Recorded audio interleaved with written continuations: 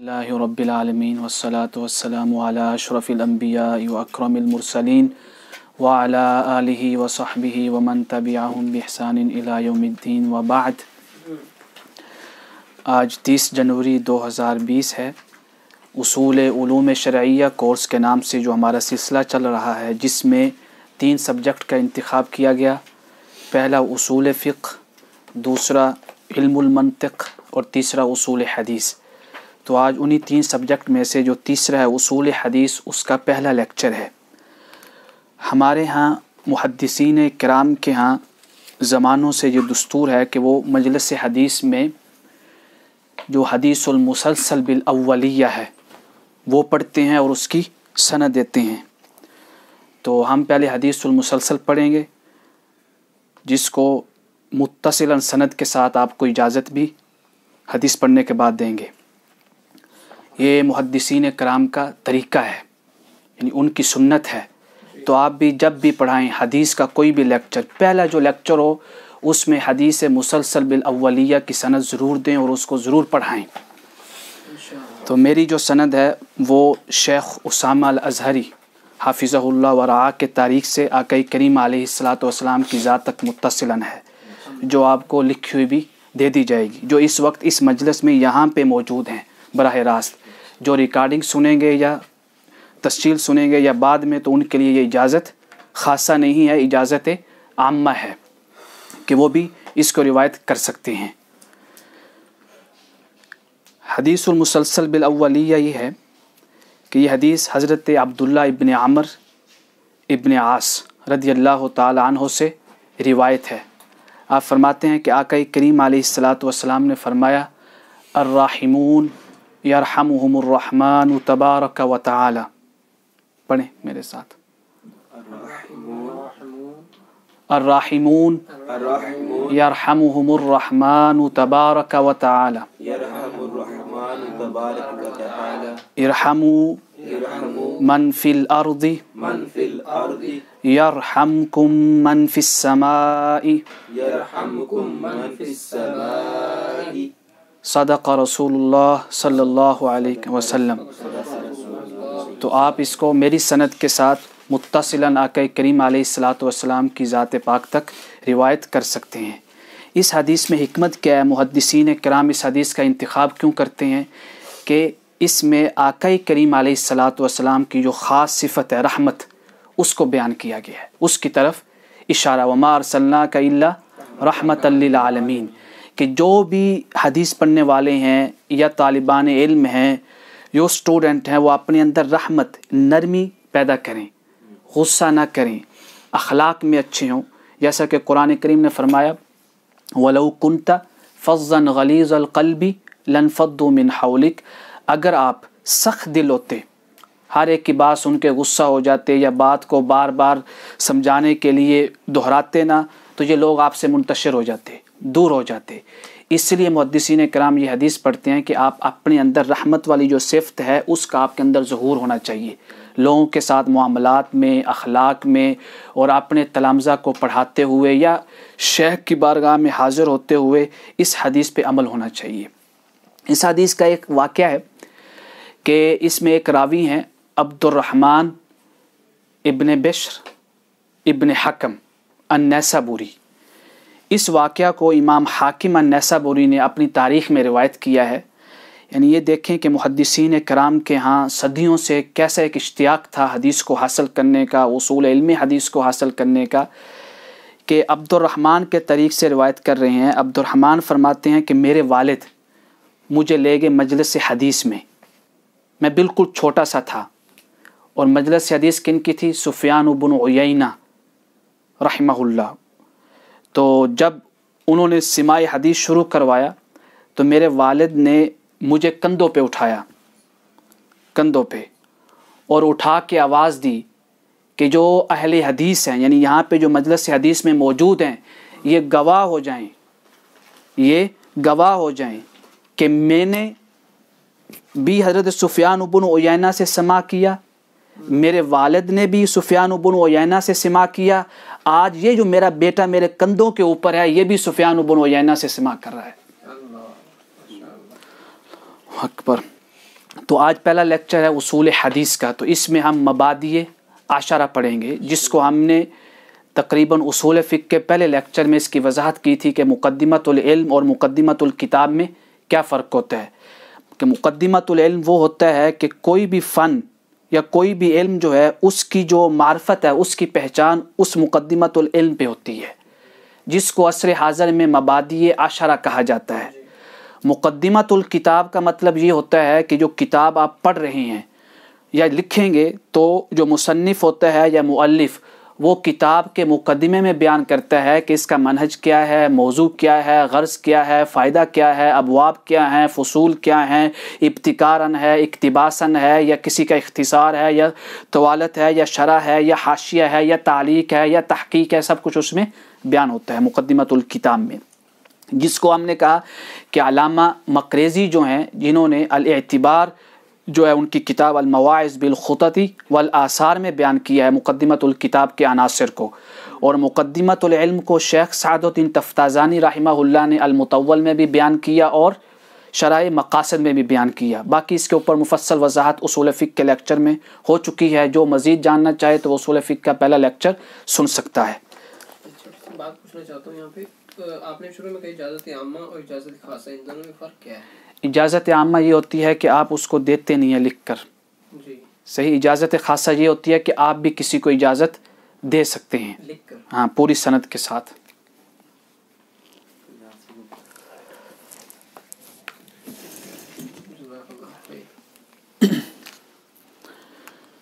تو مقدمۃ العلم کا جس میں مبادئ عشرہ ہیں، شعر کیا ہے؟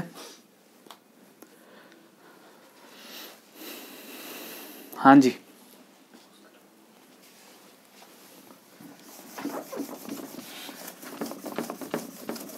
کسی کو بھی نہیں یاد کیا شعر ہے؟ ان مبادئ کل فن عشرہ، الحد والموضوع ثم الثمرہ، ونسبة وفضله والواضع والاسم الاستمداد حكم الشارع، ومسائل والبعض بالبعض اكتفى، ومن درى الجميع هذا الشرف۔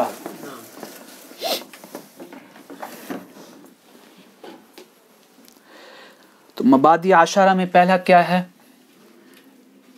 مصطلح یہ جو ہم پڑھ رہے ہیں مصطلح الحدیث جی یا علوم حدیث، الحدیث۔ مبادئ عشرہ میں پہلا کیا ہے؟ تعریف، کہ اس کی تعریف کیا ہے؟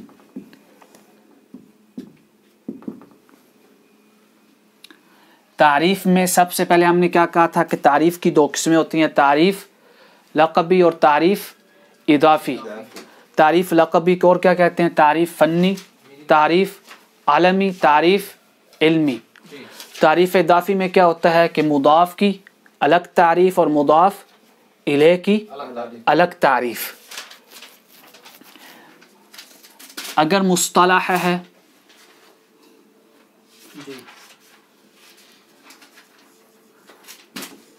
یہ ہے مضاف، اور الحدیث کیا ہے؟ مضاف الیہ۔ دوسری ٹرم لیں تو مضاف کیا ہے؟ علوم، الحدیث مضاف الیہ۔ تو پہلے مصطلح کی تعریف کیا ہوتی ہے؟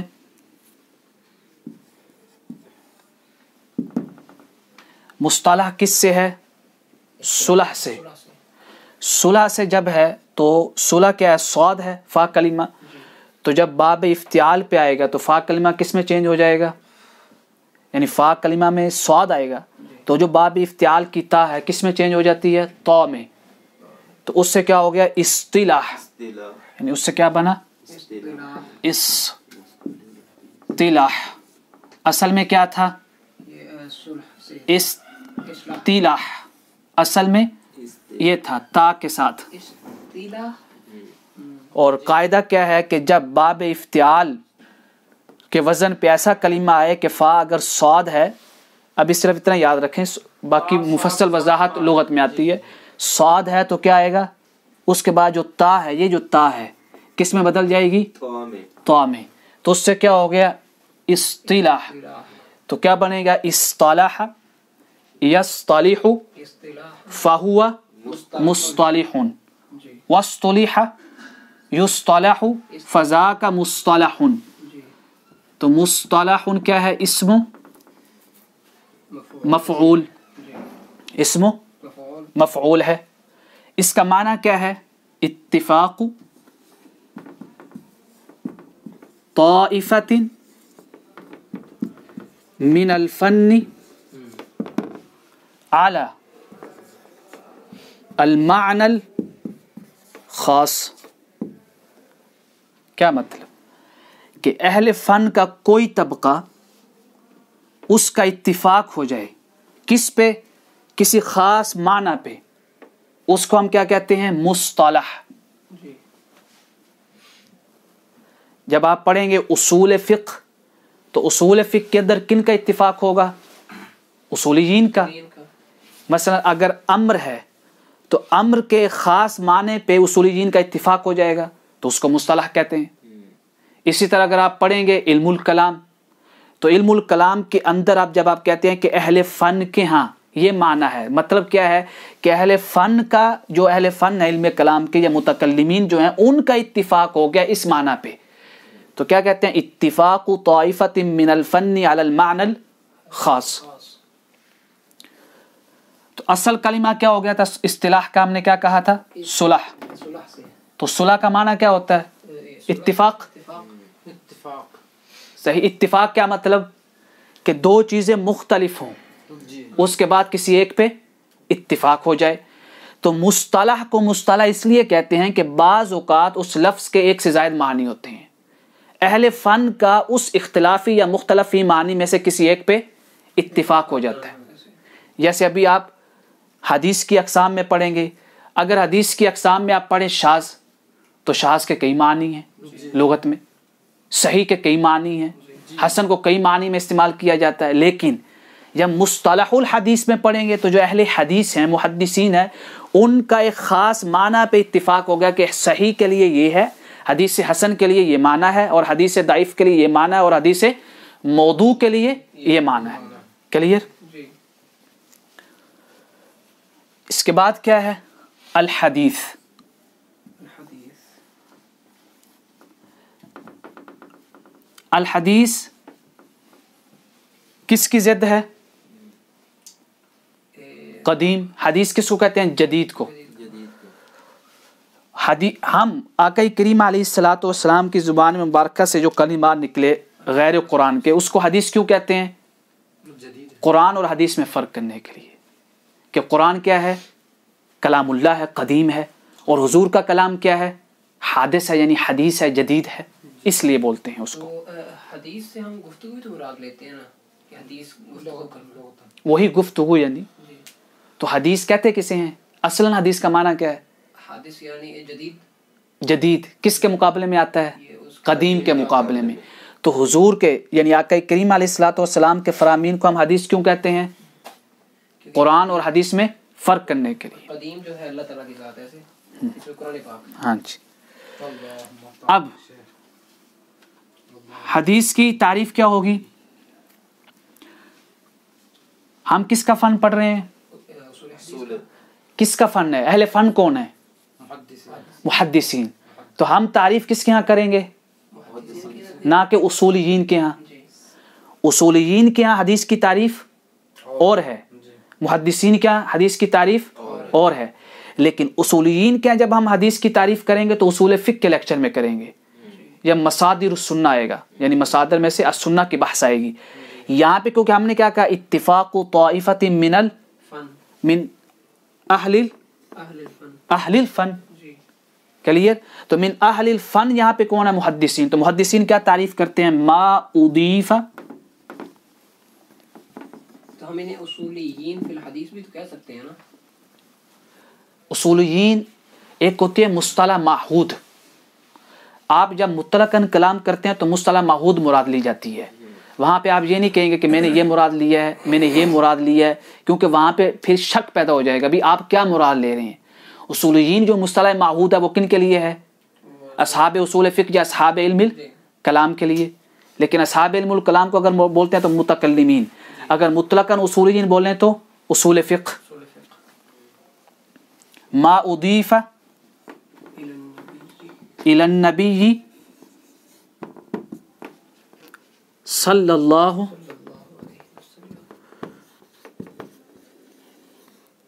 من قول او فعل او تقریر او صفت خلقیت او خلقیت. کلیئر؟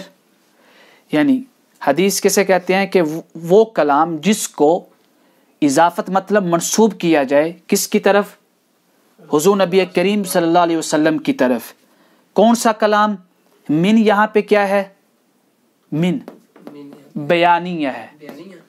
یعنی کون سا کلام منسوب کریں گے؟ یعنی قول کو منسوب کرنا، کسی کو، کسی فعل کو حضور کی طرف منسوب کرنا. تقریر کا مطلب کیا ہے کہ آقا کریم علیہ الصلوۃ والسلام کی ذات مبارکہ کے سامنے کوئی فعل مبارک ہوا، کسی صحابی نے کوئی فعل کیا، اگر آپ خاموش رہے تو موافقت ہو گئی. تقریر مطلب اقرار کرنا، کیونکہ نبی اگر کوئی خلاف شرع کام ہو تو اس پہ خاموش، لہذا نبی کا کسی فعل کو دیکھ کر خاموش رہنا بھی شریعت بن جاتی ہے. تقریر. او صفہ یا صفت یا کیا ہوگی؟ خلقیہ یعنی تخلیقی طور پہ، یا خلقیہ، خلقیہ یا خلقیہ.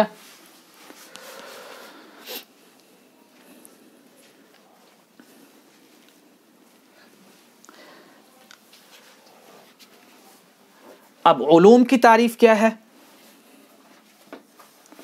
علوم، علوم کس کی جمع ہے؟ علم کی. اور علم کا معنی کیا ہے؟ جاننا. صحیح. اور یہاں پہ علوم کا معنی کیا ہے؟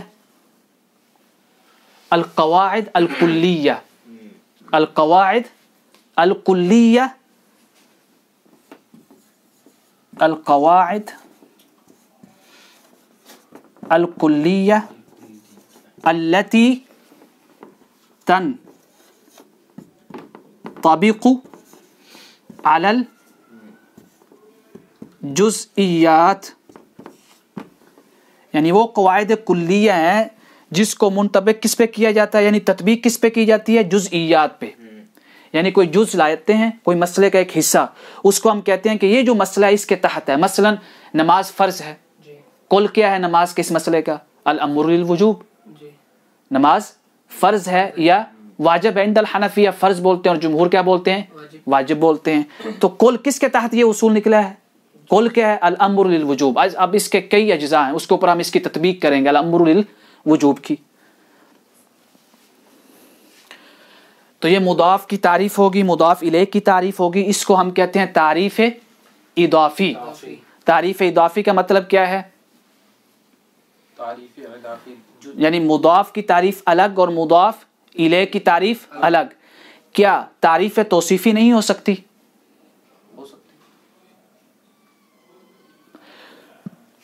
تعریف توصیفی بھی ہو سکتی ہے، لیکن کتب میں صرف کیا بیان کی جاتی ہے؟ تعریف اضافی. یہ کیوں بیان کی جاتی ہے؟ اس لیے کہ یہ اغلب ہے، زیادہ یہی بیان ہوتی ہے. یعنی زیادہ علوم کے ساتھ مضاف الیہ ہی ہوتا ہے. لیکن تعریف توصیفی بھی بعض اوقات ہوتی ہے. تعریف توصیفی کا مطلب کیا؟ موصوف کی الگ تعریف اور صفہ کی. کیوں؟ موصوف اور صفہ کو ملا کے جاننے کا مطلب کیا ہے؟ تصدیق. تصدیق سے پہلے کس کی ضرورت ہے؟ تصور کی. اور تصور کیا ہے؟ مفردات کو جاننا. موصوف ایک مفرد ہے اور صفہ دوسرا مفرد ہے. تو جب تک آپ مفردات کو نہیں جانیں گے تو تصدیق پہ کیسے آئیں گے؟ کلیئر؟ اس لیے تعریف توصیفی بھی ہوتی ہے، لیکن کتب میں اس کا ذکر نہیں کیا جاتا. کیوں کہ فنون جو ہیں زیادہ تر کیا ہوتے ہیں؟ مضاف الیہ ان کا نام ہوتا ہے. یہ جو طریق اضافی آپ نے فرمایا یہ بھی اسی طرح یعنی موصوف کی الگ اور صفت کی الگ نہیں. تعریف اضافی میں مضاف الیہ ہوتا ہے. جیسے ابھی ہم نے پڑھا یہ مصطلح الحدیث، یہ مبادی عشرہ میں کیا تھا؟ پہلا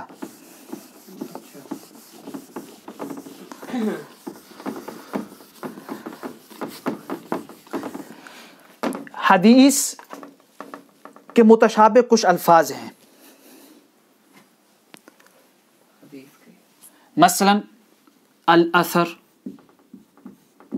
صحیح، الخبر، ان کا معنی کیا ہے؟ بعض نے کیا کہا، یہ جو الاثر ہے اور یہ جو خبر ہے دونوں حدیث کے معنی میں بھی استعمال ہوتے ہیں. آ جائیں. بعض نے کیا کہا کہ اثر خاص ہے، خبر عام ہے. خاص اور عام کس کے اعتبار سے ہم کہہ رہے ہیں؟ حدیث کے اعتبار سے. کس لفظ کے اعتبار سے؟ حدیث لفظ کے اعتبار سے. اگر اثر کو حدیث کے اعتبار سے دیکھیں تو اثر کیا ہے؟ خاص. یعنی اثر اس پہ بولا جاتا ہے ما اضیف الی غیر النبی، ما اضیف الی غیر النبی. اور خبر کس پہ بولا جاتا ہے؟ یہ عام ہے، یعنی ما اضیف الی النبی او ما اضیف الی غیر النبی. ما قبل جو کلام مثلا ہم پڑھتے ہیں اخبار، صحیح، اخبار، تاریخ کی اخبار، قصص، یہ سارے کیا ہیں؟ وہ کہتے ہیں عام ہے، لیکن اثر کیا ہے؟ خاص. کیوں؟ خبر کے اندر حدیث بھی آ گئی لیکن اثر کے اندر حدیث.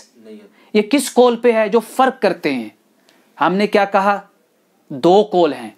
پہلا قول کیا ہے کہ اثر اور خبر کی وہی تعریف ہے جو حدیث کی تعریف ہے، پہلا قول. دوسرا قول کہتے ہیں نہیں، اثر اور خبر میں فرق ہے. تو جو فرق کرتے ہیں اس پہ ہم کہہ رہے ہیں کہ اثر حدیث کے اعتبار سے کیا ہوا؟ خاص. خبر حدیث کے اعتبار سے کیا ہوئی؟ اب ابھی کیونکہ منطق ہم اس بحث پہ نہیں پہنچے، عموم و خصوص مطلق، تو خبر اور حدیث میں تعلق کیا ہوا؟ عموم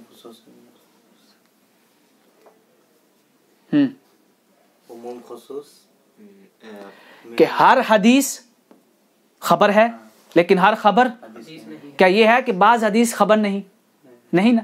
تو تعلق کیا ہوا؟ عموم خصوص مطلق. عموم خصوص مطلق کا مطلب کیا ہوتا ہے کہ دونوں، یعنی جن کے درمیان آپ علاقہ بنا رہے ہیں دونوں ایک وصف میں شریک ہوں، دونوں ایک وصف میں شریک ہوں، اور ایک وصف میں مثلا دو وصف ہے، ایک یہ ہے صحیح، ایک وصف مطلب خوبی، دوسرا کیا ہے؟ یہ ہے. دونوں یہ جو ہیں عموم و خصوص مطلق میں اس میں شریک ہوں گے، اس میں، لیکن اس میں جو منفرد ہوگا وہ عام کہلائے گا. مثلا یہ وصف کیا ہے؟ غیر النبی، النبی، صحیح. یہ کیا ہے؟ غیر النبی، یعنی نبی کے علاوہ. یہ دونوں کس وصف میں شریک ہیں؟ نبی والے میں. کیونکہ خبر کس کو بولا جاتا ہے؟ ما اضیف الی النبی او الی غیر النبی. اور حدیث کسے کہتے ہیں؟ ما اضیف. دونوں شریک ہو رہے ہیں یا نہیں ہو رہے؟ لہذا عموم و خصوص مطلق میں کیا ہوتا ہے کہ دونوں جن کے درمیان آپ علاقہ بنا رہے ہیں وہ دونوں ایک وصف میں شریک ہوتے ہیں، لیکن دوسرے وصف میں ایک شریک ہوگا دوسرا نہیں. اب یہ کیا ہے؟ غیر النبی. غیر النبی میں حدیث کی تعریف میں غیر النبی آتا ہے؟ نہیں آتا. خبر کی تعریف میں آتا ہے. تو لہذا خبر اس میں منفرد ہے. جو منفرد ہے وہ کیا کہلائے گا؟ اعم. اور جو منفرد نہیں ہے وہ کیا کہلائے گا؟ اخص. اب کل کا لفظ کس کے تحت آئے گا؟ کس کے ساتھ آئے گا؟ اخص کے ساتھ. منطقی طور پہ بھی ایسے ہوگا. مثلا ہم نے کیا کہا؟ کل حدیث خبر.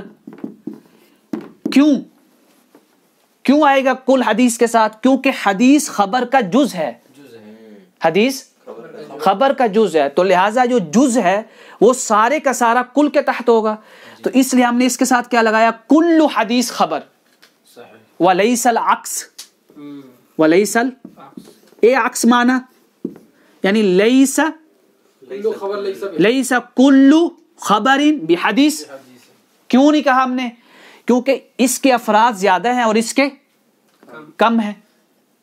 افراد زیادہ کا مطلب کیا ہے کہ اس میں نبی بھی آتا ہے، اور یہ جو نبی اور غیر نبی دو صفتیں ہیں اس کو منطق میں افراد بھی بولتے ہیں. یہاں کلیئر؟ اثر اور حدیث میں کیا فرق ہے؟ ہر اثر حدیث ہے؟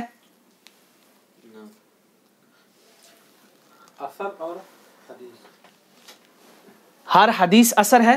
نہیں بلکہ اثر تو ہے ہی. تو کیا علاقہ ہوا؟ ہر اثر حدیث نہیں. اثر حدیث تو نہیں ہے. کیا بول سکتے ہیں کہ بعض اثر حدیث ہیں؟ نہیں. ہم ان پہ کر رہے ہیں جو فرق نہیں کرتے، جو فرق کرتے ہیں. ہم نے اثر کی کیا تعریف کی؟ ما اضیف الی، غیر النبی. حدیث کی کیا تعریف کی؟ ما اضیف الی النبی تباین. اس کی تعریف میں غیر نبی آ رہا ہے، نبی نہیں آ رہا. حدیث کی تعریف میں نبی آ رہا ہے، غیر نبی نہیں آ رہا، تو تباین ہوا. بعض کہتے ہیں کہ تخالف ہے. یہ ہم منطق میں پڑھیں گے تباین اور تخالف میں کیا فرق ہے. تباین مقسم ہے، مقسم ہے. مقسم کا مطلب کیا ہے؟ جس کے نیچے اقسام، جو کل ہو، مفہوم کلی، جس کے نیچے اقسام ہو. تو تخالف کس کے تحت آتا ہے؟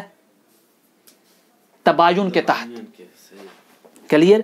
تو مطلب کیا ہے، آپ اتنا صرف یاد رکھیں ابھی ابتدائی طور پہ کہ اثر اور حدیث میں علاقہ کیا ہے؟ تباین کا. اس میں عموم خصوص مطلق ہے، اس میں سمجھ نہیں آئی؟ تباین کا. ٹھیک. یہ دیکھیں ہم نے اثر کی کیا تعریف کی؟ ما اضیف الی غیر النبی، ما اضیف الی غیر النبی، الی غیر نبی. اور حدیث کی کیا تعریف کی؟ ما اضیف الی النبی صلی اللہ علیہ وسلم. ما اضیف الی النبی صلی اللہ علیہ وآلہ وسلم وصحبہ. اب یہ دیکھیں اس میں کیا آ رہا ہے؟ غیر اس میں کیا آ رہا ہے؟ نبی. کیا دونوں کسی ایک وصف میں شریک ہیں؟ وصف ایک ہی ہے نا، غیر النبی اور یہ نبی، دونوں کسی ایک وصف میں شریک ہیں؟ نہیں. نہیں ہیں. شاہ صاحب یہ غیر نبی ہے، یہ نبی ہے. بالکل ایک وصف میں شریک نہیں. وصف سے مطلب یہ ہے کہ اس کے اندر کوئی جز، اس کا کوئی فرد جو تعریف میں آپ بول رہے ہیں. نہیں ایسا نہیں ہے. تو جب نہیں ہے تو یہ کیا ہوا؟ تباین. تباین ہو گیا، علاقہ تباین. صحیح. یہاں تک کلیئر؟ تو لہٰذا ایک اور قاعدہ یاد رکھیں، جب اثر بولیں گے، اگر حضور نبی کریم صلی اللہ علیہ وسلم کے کلام پہ اثر بولیں، کن کے کلام پہ؟ حضور صلی اللہ علیہ وسلم کے کلام مبارک پہ اثر لفظ بولیں گے تو مقید کریں گے، الاثر عن النبی، مطلقاً نہیں کہیں گے. اسی طرح اگر حدیث کس کے کلام پہ بولیں؟ غیر نبی کے، مطلب صحابہ کرام، تابعین، ان کے اگر کلام پہ حدیث بولیں گے تو مطلق نہیں بولیں گے، مقید کریں گے. مطلب حدیث موقوف، حدیث مقطوع، موقوف صحابی کا کلام، مقطوع تابعی کا کلام. یہاں تک کلیئر؟ اللہم صلو علی النبی صلی اللہ علیہ وسلم. اللہم صلی علی سیدنا محمد.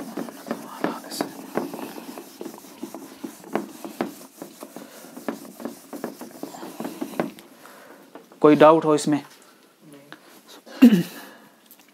یعنی ہم نے کیا کہا کہ یہ جو آپ دیکھیں اثر، حدیث، خبر، سب میں عام کیا ہے؟ خبر. اخص کیا ہے؟ کس کے اعتبار سے؟ تباین ہو گیا، یا خاص نہیں ہم کہیں گے، تباین ہے. یہ کیا ہے؟ تباین. اثر اگر صحابی کے کلام پہ بولیں گے، حضور صلی اللہ علیہ وسلم کے کلام پہ،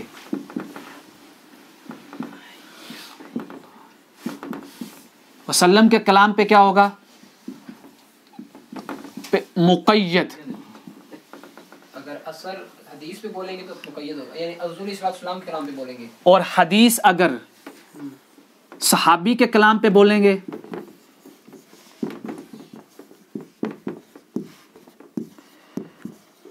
بولیں تو کیا ہوگا؟ تو مقید ہوگا. مقید. مقید کس سے؟ یعنی ہم کہیں گے حدیث موقوف ہے. جی اگر کوئی مطلقاً کہے کہ یہ حضور نبی یہ حدیث ہے تو ڈائریکٹ ذہن میں کیا بات جاتی ہے؟ حضور صلی اللہ علیہ وسلم کی حدیث. جی اگر وہ بعد میں کہے کہ نہیں حضور صلی اللہ علیہ وسلم کی نہیں موقوف تھی، صحابی کی حدیث تھی. مثلا آپ کو کسی شخص نے آ کے کہا، جیسے مجھے ایک شخص نے کہا تھا کہ اہل کتاب سے نکاح کی ممانعت ہے، حدیث ہے، صحیح بخاری میں ہے. میں نے کہا صحیح بخاری سے پوری حدیث دکھا دو مجھے. یا وہ واپس آئے تو کہتے ہیں علی بھائی یہ تو حدیث نہیں ہے، یہ تو حضرت عبداللہ ابن عمر سے روایت ہے. تو میں نے کہا میں نے اس لیے آپ سے کہا تھا کہ پوری صحیح بخاری میں ایسی حدیث نہیں ہے، تو آپ کو بولنا چاہیے تھا حدیث موقوف ہے. میرا اور آپ کا جھگڑا تھا کہ حدیث نہیں ہے، یعنی حضور کا کلام نہیں ہے. اس کے بعد آپ نے مطلقاً حدیث بولا. یہاں تک کلیئر؟ آگے چلیں.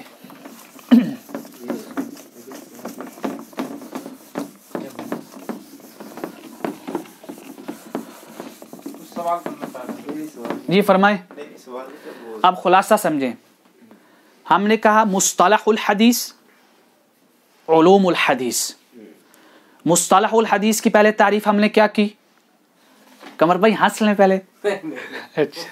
مضاف ہنسی روکنی نہیں چاہیے، بندہ ایزی رہتا ہے. مضاف اور مضاف الیہ. اب دیکھیں ہم نے تعریف لقبی کیا کی؟ نہیں کی ابھی.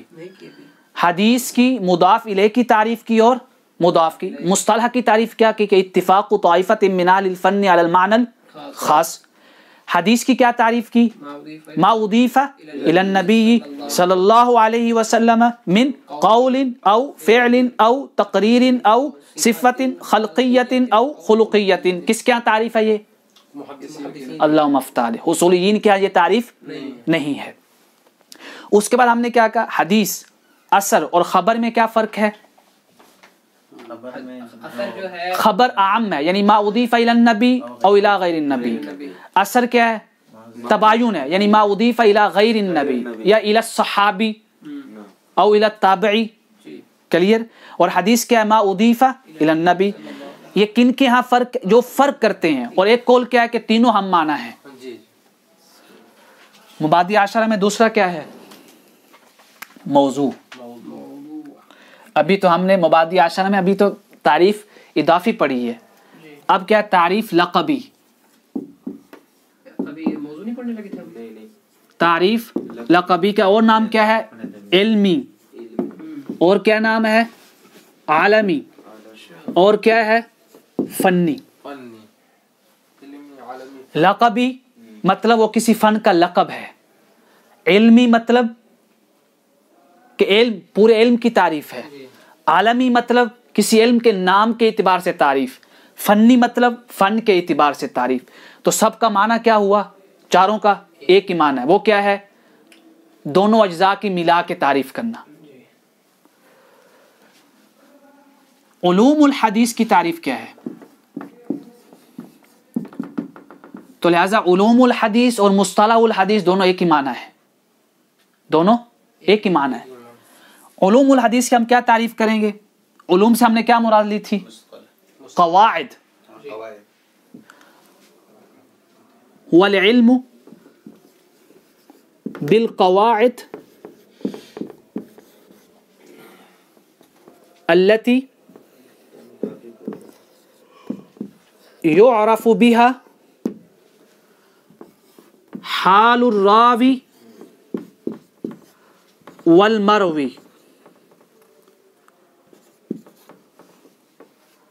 والمروی.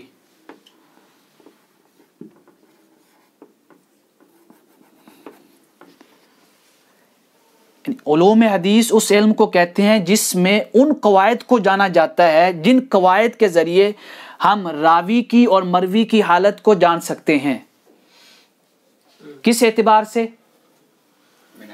من حیث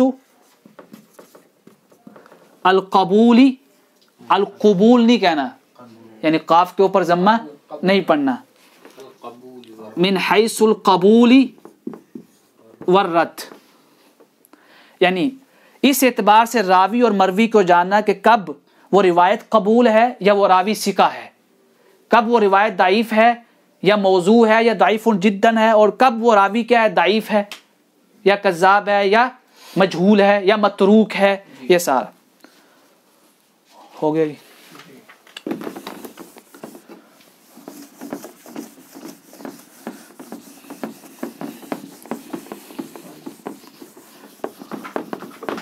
ایک اور مفہوم کلیئر کر لیں، حدیث کی اقسام کتنی ہیں؟ ہم نے جو تعریف پڑھی تھی مضاف الیہ کی، حدیث تھا اس میں، حدیث حدیث کی اقسام کتنی ہیں؟ آپ معروف پڑھیں گے، معروف کتب میں امام سیوطی تک کیا ہے، اور بعد میں جنہوں نے امام سیوطی کی مطابقت کی، الروایہ، الدرایہ۔ روایہ میں کیا ہے؟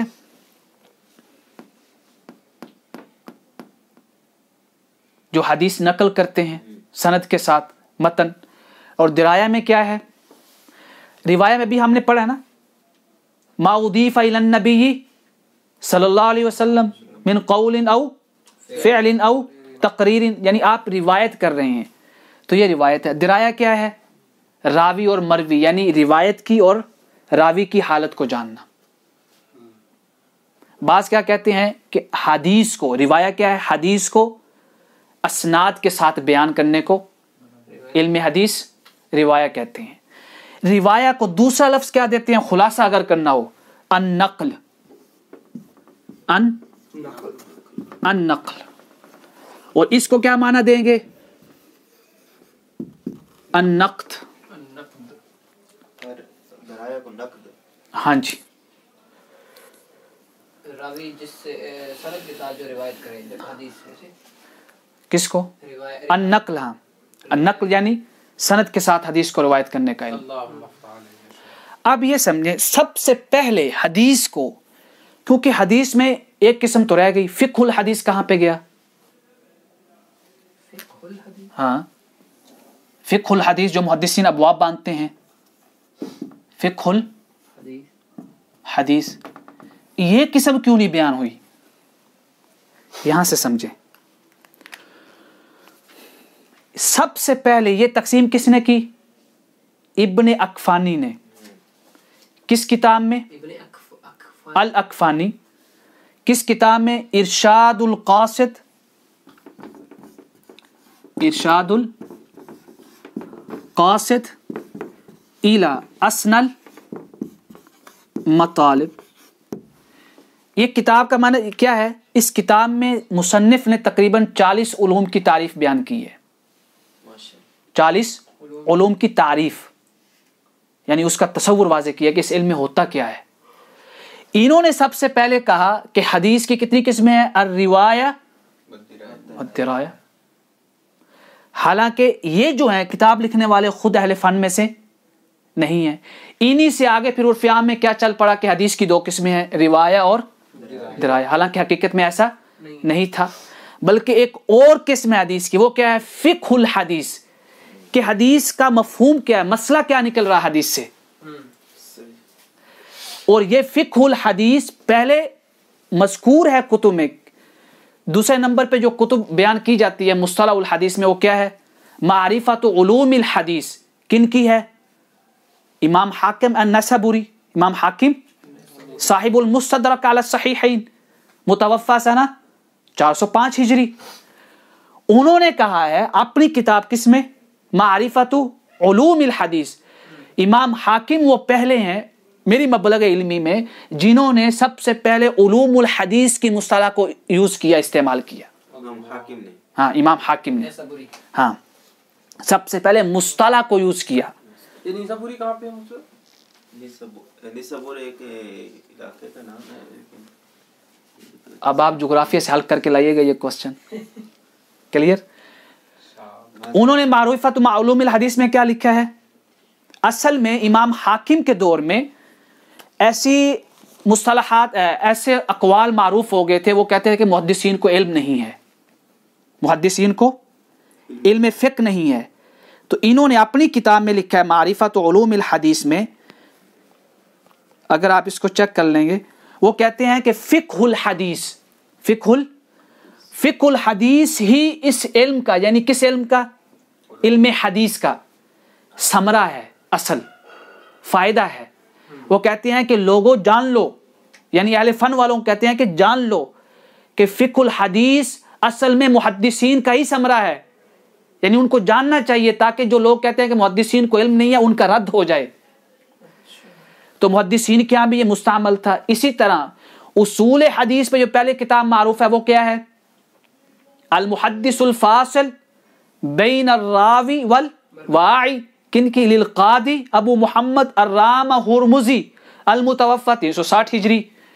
انہوں نے بھی تقریباً امام ابن المدینی سے روایت کیا ہے فقہ الحدیث کے بارے میں. کلیئر ہو گیا؟ تو سب سے پہلے یہ کس نے لی تقسیم؟ یہ بہت سے لوگوں کو معلوم نہیں ہے. ہم یہ تقسیم حدیث کی دو قسمیں، الروایہ اور درایا، کس سے لی؟ سب سے پہلے علامہ ابن اقفانی نے کس کتاب میں کی؟ ارشاد القاصد الی. کیوں؟ لگتا ہے کہ ان کے یہاں بھی معروف تھا کہ محدثین کو فقہ کم ہوتی ہے، علم کم ہوتا ہے فقہ کا. حالانکہ ایسا نہیں تھا، جیسا کہ بعض فقہاء نے بھی کہا ہے کہ محدثین سے فقہ مت لیں. کیوں؟ متشدد تھے فقہاء اور محدثین کا آپس میں. اب میں نام نہیں لینا چاہتا ہوں، پھر اس کو فقہ میں ڈسکس کریں گے، اصول فقہ میں. تو لہٰذا انہوں نے بھی جو معروف تھا اس پہ اعتماد کیا. اس لیے امام حاکم نے جب آپ معرفہ علوم الحدیث کھولیں گے اس کے اندر انہوں نے تاکید کی ہے کہ اس کو جانیں کہ فقہ الحدیث بھی ایک علم ہے جو علم حدیث کے تحت آتا ہے، یعنی ایک قسم ہے. اس کے بعد سارے پھر اسی پہ چلے. امام سیوطی نے بھی کوئی تعقیب نہیں فرمائی. سب سے پہلے تقریباً اس مسئلے پہ کس نے کتاب لکھی، کس نے اس بات کی طرف اشارہ کیا؟ شیخ عبداللہ الغماری، صحیح، الازہری، خریج ازہر کے، وہ بھی محدث ہیں بہت، جن کے یہاں مفتی جمعہ صاحب ان کے شاگرد ہیں. ازہر شریف میں حدیث پڑھایا کرتے تھے. ان کا ترجمہ آپ پڑھ کے آئیں کسی بھی کتاب سے. اب یہ دیکھیں، انہوں نے اپنی ایک کتاب لکھی توجیہ العنایہ لتعریف علم الحدیث روایتاً و درایا. اس میں اگر آپ جائیں گے تو آپ کو یہ اشارہ ملے گا. پھر اسی کے اوپر مفصل وضاحت کس نے کی بعد میں؟ شیخ اسامہ الازہری. ان کی کتاب کون سی ہے؟ احیاء علوم الدین. احیاء ایک امام غزالی کی، ایک ہے ان کی احیاء علوم الدین.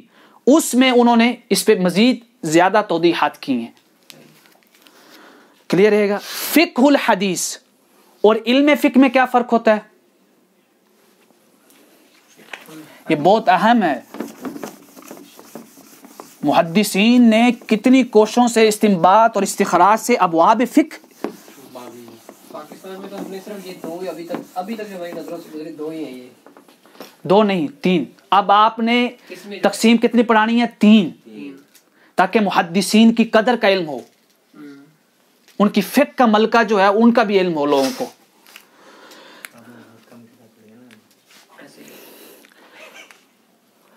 کس کس نے یہ مسئلہ بیان کیا، یہ تقسیم؟ سب سے پہلے تو کون سی یہ دو؟ شیخ عبداللہ الغماری رحمہ اللہ، الازہری ہیں، محدث کبیر ہیں. ان کے اگر آپ ترجمہ پڑھیں گے، تعارف پڑھیں گے تو کثیر کتب ہیں. ایون کہ یہ اپنی اسانید کے ساتھ بھی یہ روایت کرتے ہیں حدیث سے، یعنی مسلسل. یعنی مثلا کوئی بھی جیسے محدثین پہلے کتابیں لکھتے ہیں اپنی سند کے ساتھ، جیسے صحیح بخاری، انہوں نے بھی اپنی اسانید کے ساتھ حدیثیں روایت کی ہیں. یعنی کس دور کے ہیں؟ قریب کے دور کے. یہ ہے مسلمانوں کا علم جو کسی بھی امت کیا نہیں ہے، سند کا علم. اب کیا ہے؟ فقہ کیا ہے؟ فقہ میں دو ہیں، فقہ الحدیث، فقہ علم الفقہ. جو فقہ الحدیث، فقہ الحدیث کا معنی سمجھ گئے کہ حدیث جو آپ روایت کر رہا ہے محدث، اس کو پتہ ہو کہ اس حدیث کے اندر مسئلہ کیا بیان ہوا ہے. صحیح. اس کے اوپر سب سے بہترین کتاب کیا لکھی گئی؟ سب سے بہترین جو آسان ہے، جس کے بارے میں معروف ہے جامع الترمذی، امام ترمذی کی کتاب فقہ کے مقارن کے اعتبار سے، کس کے اعتبار سے؟ کہ وہ مسئلہ حدیث بیان کرتے ہیں، کہتے ہیں یہ مسئلہ اس میں بیان ہوا ہے، اس کے اندر یہ آراء ہے، امام شافعی کی یہ آراء ہے، امام احمد کی، امام مالک کی، امام سفیان ثوری کی اور دیگر کی یہ آراء ہیں۔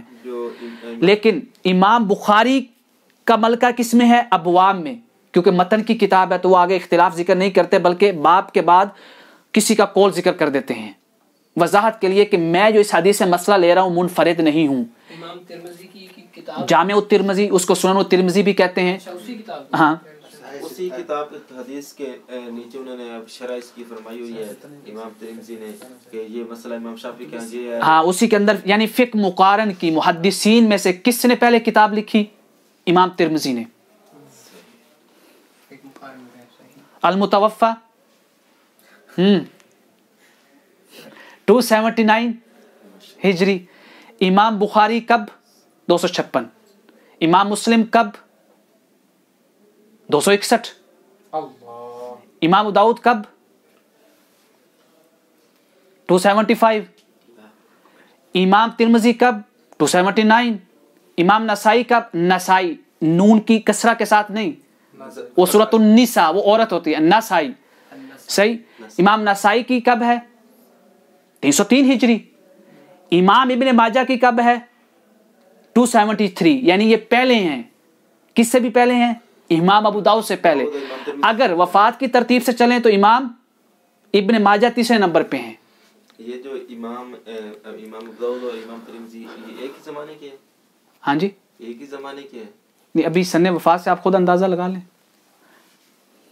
ہاں یہ وہ 279 میں ہے، یہ 275 ایسے ہی ہے۔ جیسے امام بخاری اور امام ترمذی ایک زمانے کے ہیں، امام ترمذی شاگرد ہیں امام بخاری کے، اور امام ترمذی اپنی سنن ترمذی میں حکم علی الحدیث جعل علل الکبیر میں امام بخاری سے بعض اوقات حدیث کا حکم پوچھتے ہیں۔ کلیئر؟ یہ ہم پڑھیں گے کبھی مناہج المحدثین کے تحت۔ ابھی یہ سنیں فقہ الحدیث کیا ہے، کہ حدیث سے کیا مسئلہ نکل رہا ہے، حدیث سے مسئلہ، حدیث سے مسئلہ۔ علم الفقہ کیا ہے کہ مختلف مصادر سے، یعنی وہ کون سے مصادر ہیں جن سے احکام لیے جاتے ہیں، مثلا کتاب، سنہ، اجماع، قیاس، مصادر مختلف فی، یہ علم فقہ کا مطلب کیا ہے کہ مصادر کے، یعنی وہ کون سے مصادر ہیں جن سے احکام لیے جاتے ہیں۔ فقہ الحدیث میں ایک ہی مصدر ہے حدیث، تو اعم کیا ہوا؟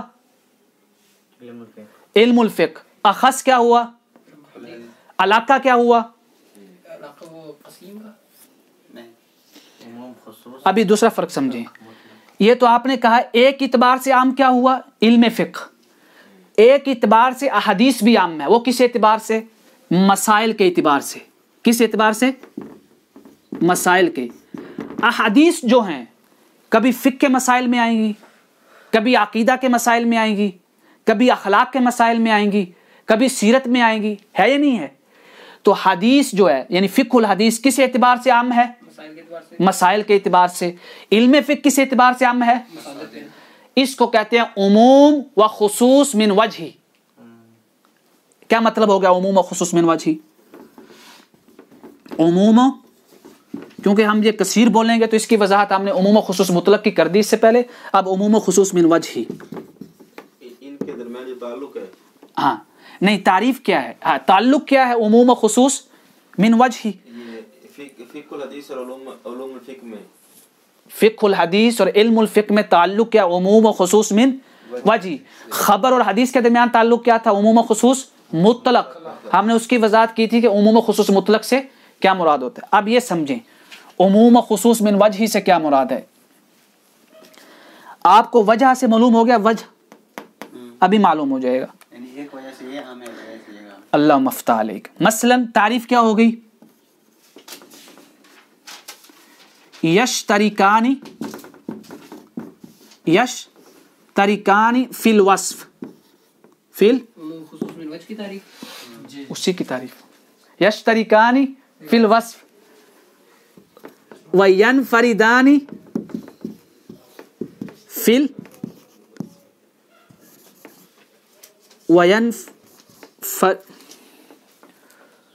وَيَنْفَرِدُ كُلُّ وَاحِدٍ. تعریف آپ عربی میں کیوں لکھتے ہیں کہ یاد کر لی جائیں. وَيَنْفَرِدُ كُلُّ وَاحِدٍ مِّنْهُمَا فِي الْوَصْفِ. عموم و خصوص مطلق میں کیا تھا یہاں پہ؟ يَنْفَرِدُ أَحَدُهُمَا. دیکھیں عموم و خصوص مطلق کی اگر تعریف کرنی ہو تو کیسے کریں گے؟ یشترکان فی الوصف وینفرد احدہما فی الوصف. لیکن عموم و خصوص من وجہ کی تعریف کیا ہوئی؟ یشترکان من الوصف فی الوصف وینفرد کل واحد منہما. یعنی ہر ایک جو ہے نا اس کا ایک اپنے خاص وصف ہوگا. عموم و خصوص مطلق میں ایسا نہیں، صرف ایک کا وصف خاص ہوگا دوسرے کا نہیں ہوگا. اب یہ دیکھیں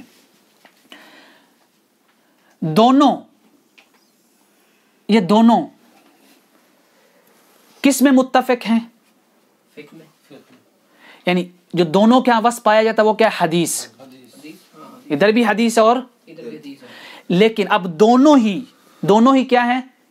ایک ایک وصف میں منفرد ہوں گے. یہ کس میں منفرد ہے؟ مسائل میں. یہ کس میں منفرد ہے؟ مصادر میں. تو اب ہم کیا کہیں گے؟ بعد فقہ الحدیث علم الفقہ وبعد علم الفقہ فقہ الحدیث. اب لفظ بعد آ جائے گا، کل نہیں آئے گا. بعد علم الفقہ فقہ الحدیث، بعد فقہ الحدیث علم الحدیث علم الفقہ.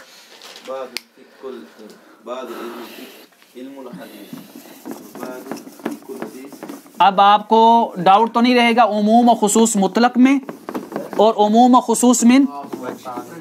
کوئی بتائے گا کہ کل عموم و خصوص مطلق میں کس پہ داخل ہوتا ہے؟ ہاں جی، من هو الاسد؟ نو کل کس پہ داخل ہوگا عموم و خصوص مطلق میں؟ ماشاء اللہ بارک اللہ فیک. کل کس پہ داخل ہوگا؟ اخص پہ. کیوں کہ اسی پہ کل داخل ہوگا نا جو دوسرے کے اندر آئے گا. مثلا ہم نے کہا کل حدیث خبر. اب اس دن آپ کو سمجھ نہیں آ رہی تھی کس کو کہ نبی اور رسول میں صحیح. اب آپ لگا سکتے ہیں کل رسول نبی. کیوں کہ رسول اخص ہے. رسول اور نبی دونوں کس وصف میں شریک ہو رہے ہیں؟ وحی میں. وحی نازل ہوتی ہے. آگے ہے کہ حکم تبلیغ ہے یا نہیں ہے، یا کتاب نازل ہوئی ہے یا نہیں ہے. ابھی آگے کثیر بحث ہے جو ہم نے علم عقیدہ میں پڑھی تھی. اوکے جی، یہ کیا ہو گیا؟ صرف تعریف ہوئی. کتنا ٹائم ہو گیا؟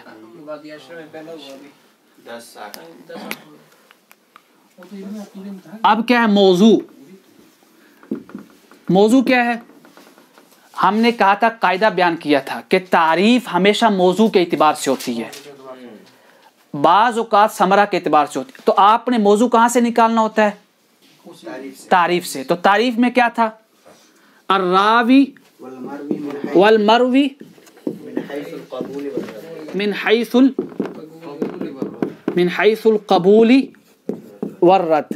یعنی اصول حدیث یا علوم حدیث یا مصطلح حدیث میں کیا بیان ہوتا ہے؟ موضوع کیا ہے؟ یعنی موضوع کا مطلب کیا؟ نظام کیا ہے علم کا، مسائل کیا ہیں، علم کا خلاصہ کیا ہے. وہ یہ ہے راوی کے بارے میں جاننا، اور مروی مطلب روایہ کے بارے میں جاننا. کیا کہلاتا ہے؟ من حیث کس کے اعتبار سے؟ قبول اور رد کے اعتبار سے. راوی روایت کرنے والا، مروی روایہ. اللہ جس کو روایت کیا گیا. کوئی ڈاؤٹ؟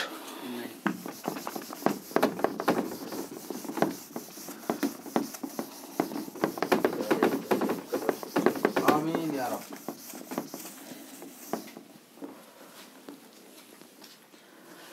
ثمرہ کیا ہے؟ اللہ اکبر. الثمرہ الاجتناب अनिल कज़िबी अला रसूलिल्लाह सल्लल्लाहु अलैहि व आलिहि व सहबिहि वसल्लम।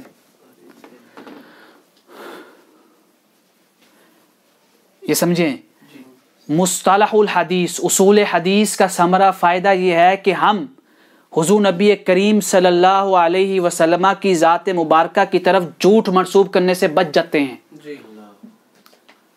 आज हमारे यहाँ क्या है, उसूल हदीस पढ़ते हैं, उलूम हदीस, मुस्तलहुल हदीस ये पढ़ाया जाता है, लेकिन जब खिताब करते हैं, किताब लिखते हैं, उसके अंदर इस बात का एहतियात ही नहीं की जाती कि हम ऐसी हदीस ना बयान कर बैठें जो झूठी मंसूब हो आका करीम अलैहिस्सलातु वस्सलाम की तरफ। इसका फ़ायदा इसकी तरफ मेरे आका करीम अलैहिस्सलातु वस्सलाम ने खुद इशारा फरमाया।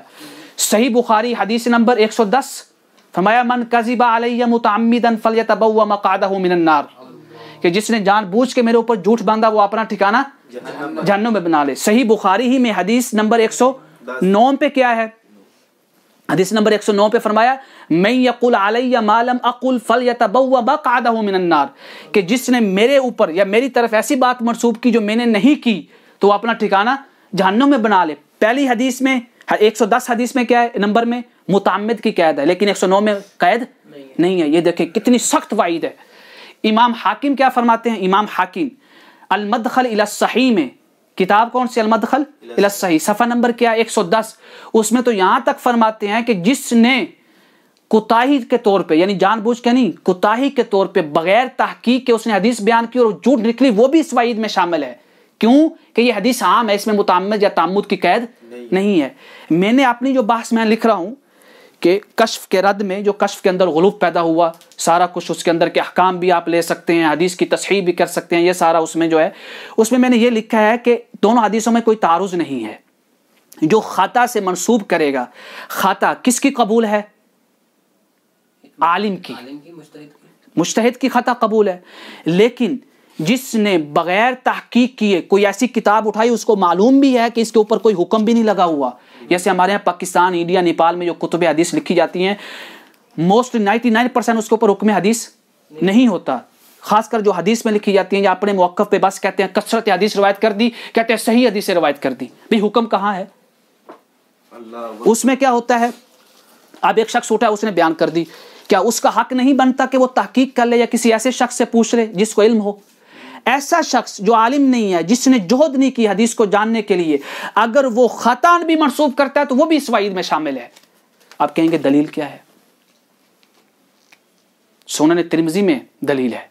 आप सल्लम ने क्या फरमाया है कि जो शख्स कुरान में अपनी राय से बात करे, सही, अगरचे वो सही भी क्यों ना हो, तो क्या है, उसने खता की। कुरान की तफसीर में यानी सही भी है तब भी खता की। लेकिन दूसरी जगह क्या फरमाया, मुतलक हदीस में, कि अजर है। मतलब क्या हुआ कि जो शख्स राय से बात कर रहा है और उसकी राय अगर सही भी है तब भी खता पे, ये शख्स कौन है? जिसके पास इल्म नहीं है। उसने ऐसी हदीस की आयत देखी, कहा कमर भाई ये माना है, हालांकि उसको डरना चाहिए था कि उसके पास मुतालिया नहीं है, नॉलेज नहीं है, उसको इल्म नहीं है, उसने तहकीक ही नहीं की, ना कुरान की दीगर आयात को देख कैसे कह दिया कमर भाई ये माना है, वो कुदरती तौर पे माना सही निकला। आप सल्लम ने इसके बारे में फरमाया कि अगरचे इसकी राय सही भी निकली, माना सही भी निकला, तब भी इसने खता की है।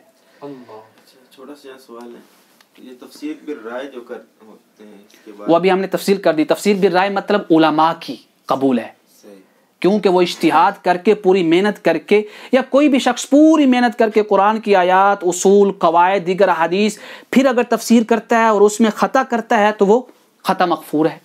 लेकिन एक शख्स को इल्म नहीं है और उठाए और कुरान की तफसीर करना शुरू कर दे बगैर तहकीक किए, बगैर मेहनत किए, तो उसकी तस्हीह भी कबूल नहीं है। यानी इतनी सख्त वाइद है, ताकि इवन कि मेरे आका इमाम हाकिम ही ने एक सफ़ा 110 पे फरमाया है कि यह हदीस दलालत करती है कि आका करीम अलैहिस्सलातु वस्सलाम इस दौर को जानते थे और उनको भी जानते थे जिन्होंने मौजू हदीस से रिवायत करनी थी, इसलिए आपने ये सख्त वाइद फरमाई है। इमाम हाकिम फरमा रहे हैं। और आका करीम अलैहिस्सलातु वस्सलाम ने, सही मुस्लिम में हदीस है, मुकदमा के अंदर हदीस नंबर तकरीबन 7 है, आप चेक कर लीजिएगा, उसमें क्या है कि यकूनु फी आखिरी ज़मानी दज्जालून कज़्ज़ाबून, यातूनकुम बिमा लम तस्माउ मिनल हदीसी वला अंतुम वला आबाउकुम फय्याकुम वय्याहुम वला युदिल्लूनकुम वला यफ्तिनूनकुम, कि एक ज़माने में लोग झूठे आएंगे, दज्जाल आएंगे, वो ऐसी हदीसें रिवायत करेंगे जो कभी तुमने भी नहीं सुनी होंगी, तुम्हारे आबाओ अजदाद ने भी नहीं सुनी होंगी। उनसे बचना, उनसे दूर रहना, कहीं वो तुम्हें फितने में मुब्तला ना कर दें और कहीं तुम्हें गुमराह ना कर दें। आज फितना किस वजह से है? मौजू हदीस की बुनियाद पे अकीदे बनाए हुए हैं, दाइफ जिद्दन, जो उलमा के मकबूल ही नहीं थी अकायद के बारे में, इवन के खबर अहाद भी कबूल नहीं, जैसे अभी शेख रज़ा साहब ने वजाहत की थी मोतमर में, उसके ऊपर अकायद बनाए हुए हैं। हदीस दाइफ के से मसला अकीदे के दर्जे पे ले जाते हैं और उसके ऊपर सुन्नियत का मेयार बना लिया जाता है। ये देखें आका करीम अलैहि सल्लम फरमा रहे हैं इनसे बचना, ये तुम्हें फितने में मुब्तला करेंगे। फितना क्या? लड़ाई झगड़ा इख्तिलाफ। सबसे बड़ा फितना उम्मत में क्या है? इख्तिलाफ, तफरीका। यहाँ पे लफ्ज़ जो माज़रत के साथ लफ्ज़ सुन्नियत को मुक़य्यद न करें, मुतलक़न वैसे हो नहीं, मैंने सुन्नियत को मुक़य्यद नहीं किया। जो सुन्नियत का मेयार बनाते हैं या कोई भी शख्स अपने मौक़िफ़ का मेयार बनाता है, खतीर मौक़िफ़ ये है कि आप एक हदीस दाइफ जिद्दन से या हदीस मौजू पे कोई मौक़िफ़ की बुनियाद रख के उसको अकीदे का नाम दे दें सुन्नियत का, तो ये ख़तरनाक है चीज़ है। हाँ जी, इसमें सारे चाहे सुन्नी है या जो भी है, इसमें सभी करते हैं, मतलब ऐसा इसमें मुतलक़ तो सभी सुन्नियत का नाम देते हैं। दूसरे भी अगर करते हैं वो कहते हैं ये सुन्नत है, ये भी कहते हैं, ये कहते हैं ये अहले सुन्नत है, सही। दूसरे कहते हैं हम सही हैं, तो सारे उसमें हैं। इसमें जैसे हमारे यहाँ बाज़ खतीब ऐसे हैं जिनको बस इल्म नहीं होता, फिर वो जैसे किताबें जैसे लिखी होती और आवाम जोर देते कि तकरीर करें, तो फिर वो बेचारे देखते हैं किताब जल्दी तकरीर करते हैं, उनके बारे में फिर क्या हुक्म होगा? उनके बारे में ये है कि जब आका करीम अलैहिस्सलाम फरमा सकते हैं कि आपके पास एक दफ़ा कोई मसला आया, आपने फरमाया ला अदरी, यानी एक नबी हो के आप ख़ातमुन नबिय्यीन जिन जो साहिब वही हैं वो फरमा रहे हैं ला अदरी। और हज़रत अब्दुल्लाह इब्न मसऊद, ये ला अदरी वाली हदीस सही है, और अब्दुल्लाह इब्न मसऊद से रवायत है कि बेहतरीन इल्म वो है कि जिसमें ला अदरी हो, यानी मैं नहीं जानता। इमाम मालिक की हकायत मारूफ सुनी हुई है कि एक शख्स मसाइल पूछने आया तो आपने तकरीबन एक में आया कि 36 मसाइल, एक में आया कि 40 मसाइल पे कहा ला अदरी, सही। तो क्या ये आलिम को लोगों का डर ज़्यादा है या अल्लाह का डर ज़्यादा होना चाहिए? इतना लफ्ज़ बोल दे कि यार मेरे पास इल्म नहीं है, लेकिन कोई नहीं कहेगा। क्यों? सूरह अहज़ाब में क्या फरमाया है कि बेहतरीन ज़्यादा हक़ कौन रखता है कि अल्लाह से डरो, फल्लाहु अहक्कु अन तख्शा, ना कि लोगों से डरो। चल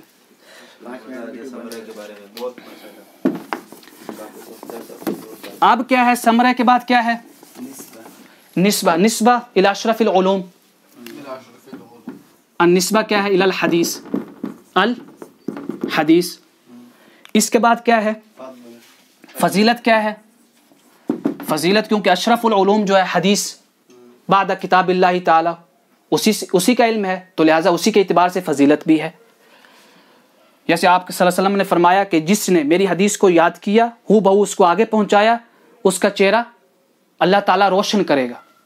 निस्बत में हम लिखेंगे अशरफुल उलूम, निस्बा यानी हदीस की तरफ, फजीलत मतलब हदीस जो अशरफुल इल्म है बाद किताबिल्लाह, उसकी तरफ फजीलत वाज़ेह हो गई कि निस्बत उसकी तरफ है, यानी निस्बत के एतबार से फजीलत को जाना जाता है। हाँ। फजीलत के बाद क्या है? अल वादिउ। अल वादिउ में क्या है कि सबसे पहले ये इल्म किसने वज़ा की? हमने पहले भी कहा था कि वाज़े का मतलब यहाँ पे क्या है? मुदव्वन के माना में है, क्योंकि अमली तौर पे ये उसूल मौजूद हैं। अमली तौर पे ये इल्म किसने वज़ा किया है? कुरान ने। या अय्युहल्लज़ीना आमनू इन जाअकुम फासिकुम बिनबइन, कि अगर कोई फासिक तुम्हारे पास खबर लेके आए तो फतबय्यनु, उसकी खूब तहकीक कर लिया करो। ये ना हो कि उसकी बात पे इतिबाद करके बाद में तुम्हें नदामत उठानी पड़े। क्लियर? क्या इसको कहते हैं कि उम्मुल हदीस क्या है? कौन सी आयत है कुरान की? या अय्युहल्लज़ीना आमनू इन जाअकुम फासिकुम बिनबइन। और उम्मुल आया क्या है फिक में?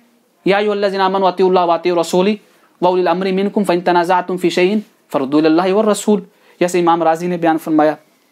उम्मुस सीरा कौन सी आयत है कुरान में? यानी सीरा के लिए उम्मुस सीरा कौन सी है? जो असल है सीरत की, जिससे आगे सारी सीरत की फुरू लक़द काना लकुम फ़ी रसूलिल्लाहि उस्वतुन हसना। तो हदीस का वाज़े क्या है? तो सबसे पहले तो इमाम शाफी ने भी रिसाले में वजाहत की, लेकिन हम वो بیان کرتے ہیں کتب کی کہ جس کے اندر زیادہ وضاحت کی گئی. سب سے پہلے کون ہے؟ المحدث الفاصل. المحدث الفاصل کتاب بین الراوی والواعی. ابھی ہم نے کہا کہ کس کی ہے؟ قاضی ابو محمد الرامہ. میم کے اوپر کیا پڑھنا ہے؟ حر. لفظ تلفظ بس سیٹ کرنا آپ نے. الرامہ، رامہ میم کے اوپر زبر، ہا کے اوپر پیش، را ساکن، میم کے اوپر پیش، زا. الرامہ ہرمزی. دوسرے کون آئے؟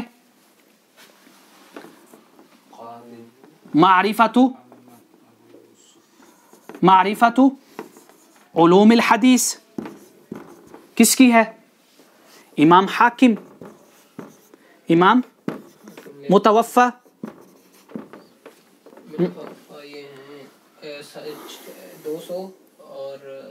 405 ہجری. پہلے کون سے ہیں؟ 360 ہجری. صحیح. تیسرے نمبر پہ کون ہے؟ معروف کتاب یاد رکھیں، امام خطیب بغدادی. امام خطیب بغدادی. کون سی کتابیں؟ انہوں نے بہت سی کتابیں لکھی ہیں، تک علامہ ابن حجر اسقلانی رحمہ اللہ فرماتے ہیں کہ کوئی فن انہوں نے چھوڑا جس کے اندر ان کی مستقل کتاب نہ ہو. اس لیے کہا جاتا ہے الناس عیال علی الخطیب البغدادی فی الحدیث، فی علوم الحدیث، یعنی کہ لوگ محتاج ہیں ان کی کتب کے. ان کی کون سی کتابیں ہیں؟ الکفایہ فی علم الروایہ، اور بہت سی کتابیں. الجامع لاخلاق الراوی و آداب السامع، متوفا سنہ 463 ہجری. الکفایہ فی علم الروایہ. اور عروج کس کتاب پہ ہوا؟